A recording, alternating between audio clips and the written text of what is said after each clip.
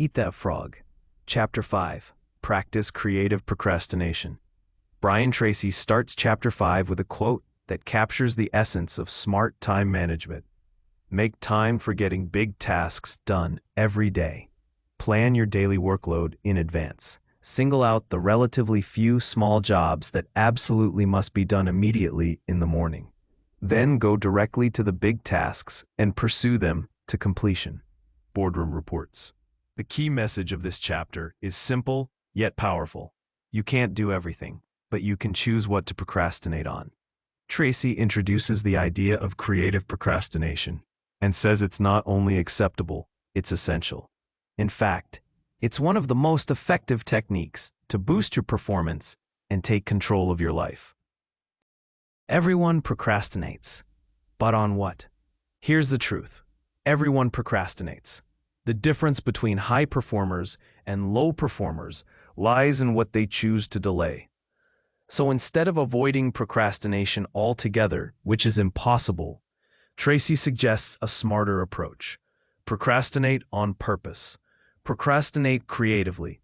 If you must procrastinate, do it on tasks that are low value, unimportant, or irrelevant to your long-term goals. Put off the small tadpoles and focus on the big, ugly frogs, the high-value tasks that make the biggest impact.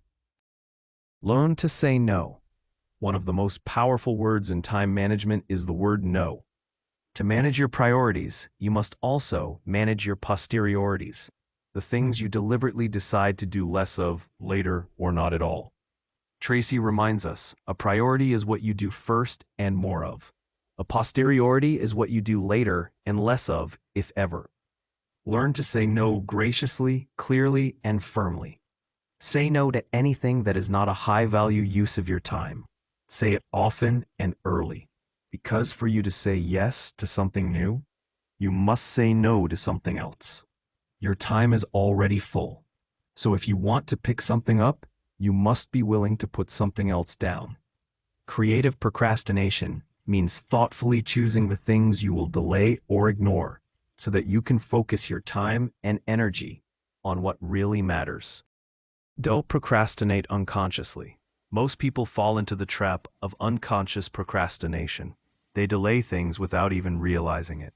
Unfortunately, this often means putting off the big, important tasks and focusing on meaningless activities instead. You must reverse this pattern. Tracy urges us to constantly examine our daily responsibilities and ask, what can I delegate, outsource, or eliminate without any real loss?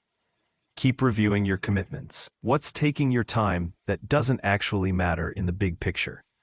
This kind of self-awareness is something you'll need to practice regularly. It's not a one-time fix, it's a lifestyle. A real-life example.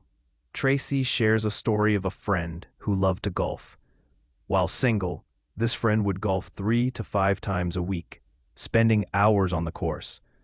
But as his life evolved, starting a business, getting married, having children, that same habit began creating stress and imbalance.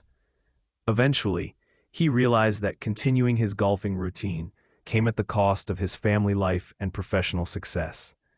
By choosing to reduce or let go of that habit, he finally regained control. This story illustrates a bigger point. What once felt fun and essential may no longer serve you. You must be willing to let go of time-consuming activities when they no longer support your bigger goals.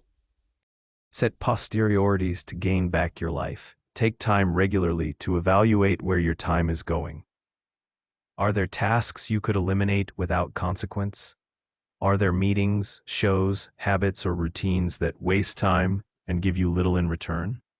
For example, reducing TV time could free up hours each week for reading, exercising, family bonding, or skill building. At work, identify tasks that you could delegate to others, freeing yourself to focus on the activities that create the most value. Start practicing creative procrastination right now. Consciously decide what you will not do, and focus all your time, energy, and discipline on doing the things that matter most. That decision alone can help you regain control over your time and over your life.